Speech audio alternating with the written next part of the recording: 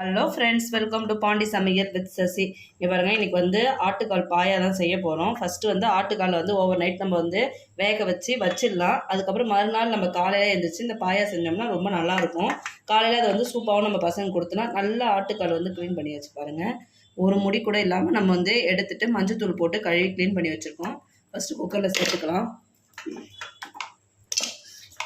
இது வந்து 8 காலை வந்து இந்த அளவுக்கு க்ளீன் பண்ணியிருக்கோம்.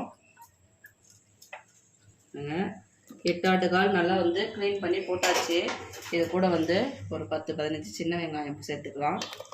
ஓகேங்களா? இது கூட வந்து ஒரு ஸ்பூன் மஞ்சள் சேர்த்துக்கலாம்.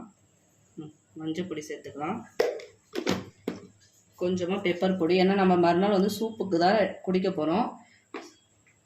இது வந்து ஒரு அரை ஸ்பூன் வந்து ஜீரகப்பொடி சேர்த்துக்கலாம். சேர்த்துட்டு நல்லா வந்து ஒரு 2 சொம்பு அளவுக்கு தண்ணி விட்டுக்கலாம்.